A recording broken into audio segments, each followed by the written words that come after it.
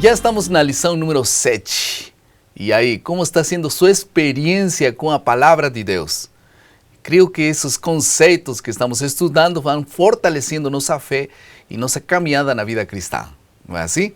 Agora estamos na lição número 7 e o título da lição é Domando a Língua. Vamos estudar um pouco o capítulo 3 de Tiago, nos versos 1 até o verso 12. E para comentar esta lição está mais uma vez conosco, muito obrigado, pastor Wilson Paroski, quem é professor de teologia na Universidade de UNASP, aqui em Engenheiro Coelho, em São Paulo. Bem-vindo. Obrigado, é um prazer, pastor. Queremos pedir a bênção de Deus para esse momento especial, para que o Senhor nos guie, nos acompanhe nessa reflexão da palavra de Deus, por favor. Nosso Deus, querido Pai, mais uma vez oramos a Ti em nome de Jesus, pedindo-Te que nos ajudes, que nos abençoes no estudo da Tua palavra, que possamos tirar os ensinamentos necessários para uma fé forte e uma vida cristã saudável. Em Teu nome, amém. Aqui em minhas mãos eu tenho uma faca. Ela é perigosa, sim ou não? Vocês que acham? É perigosa ou não é perigosa? A resposta seria, depende, né? Depende em que mão estiver. Porque se estiver na mão de um homicida, é uma arma na mão de uma pessoa que pode ser muito dano. Mas se estiver na mão de um cozinheiro, ela é uma ferramenta de trabalho e pode ser muito útil. Ao abrirmos a nossa boca, podemos matar ou salvar, adoecer ou curar, abençoar ou amaldiçoar. Por isso, o foco da lição desta semana é saber que as palavras têm poder de curar ou destruir. Portanto, devemos escolher sabiamente o que nós falamos. Vamos à segunda parte de nosso esboço. Nessa parte da compreensão, nós vamos usar dois assuntos pontuais para recapitular. A essência de um homem perfeito, que está em Tiago capítulo 3, verso 2.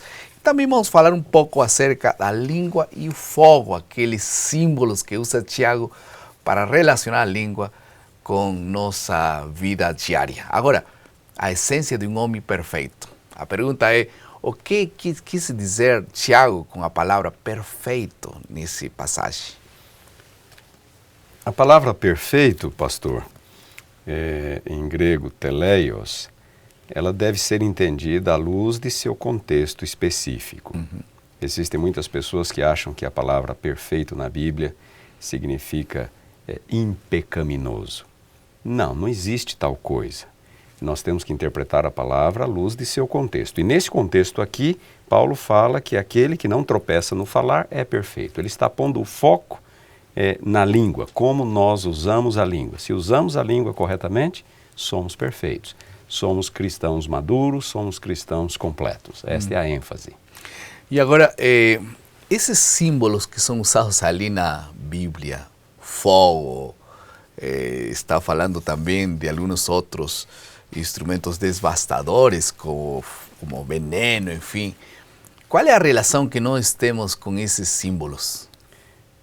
Tiago, de fato, no versículo 6, ele compara a língua a um fogo, no versículo 7 a feras selvagens, no versículo 8 a um veneno mortífero. A ênfase aqui é que a língua pode destruir. Assim como o fogo pode destruir, assim como animais selvagens podem causar dano ao ser humano, assim como o veneno pode matar, a língua tem um poder fortíssimo de causar dano às relações humanas. A grande pergunta agora é, Tiago fica em uma incertidumbre. Tiago disse que não se pode controlar a língua, mas ele também enfatiza que não se deve ficar em uma situação assim. Qual seria o conselho, então, para poder controlar ou ter um controle sobre esse tema da língua? A solução ela é simples e difícil e complexa ao mesmo tempo. Jesus falou, o que é impossível ao homem é possível a Deus. O ser humano com uma natureza pecaminosa, uma inclinação pecaminosa, é difícil para ele ter domínio sobre as suas ações. É realmente difícil. A educação, a cultura, o ambiente, tudo pode nos ajudar.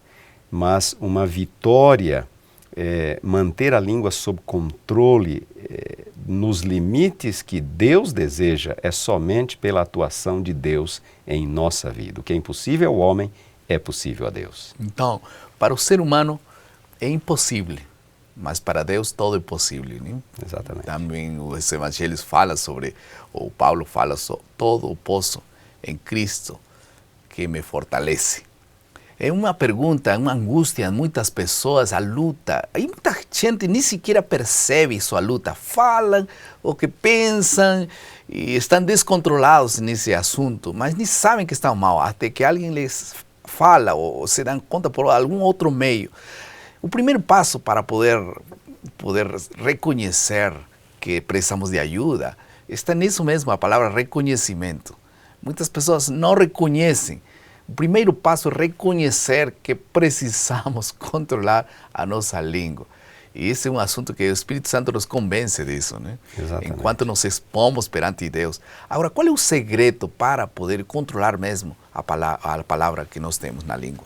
Quando reconhecemos que temos um problema dessa natureza, este, como você acabou de mencionar, é o primeiro passo para que nós sejamos restaurados. Se reconhecemos, vamos a Deus em busca de poder. E Ele nos dá poder. O contexto aqui vai falar, o contexto seguinte, versículo 13 em diante, vai falar exatamente sobre mansidão, sobre equilíbrio, sobre sabedoria que vem do alto. São meios pelos quais Deus, dons que Deus tem, mediante os quais nós podemos manter nossa língua sob controle. Vamos a passar à terceira parte do nosso esboço, que é a aplicação. Como todos esses conceitos podemos aplicar em nosso diário viver.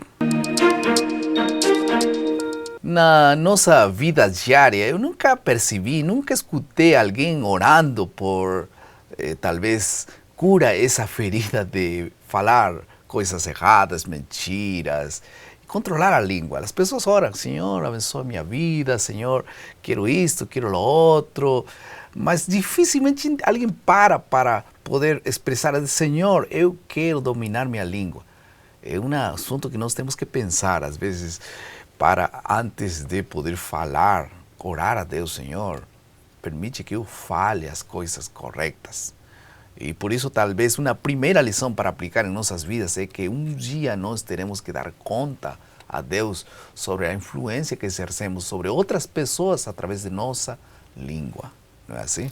Exatamente. E nós temos que exercitar. É o exercício de falar o bem.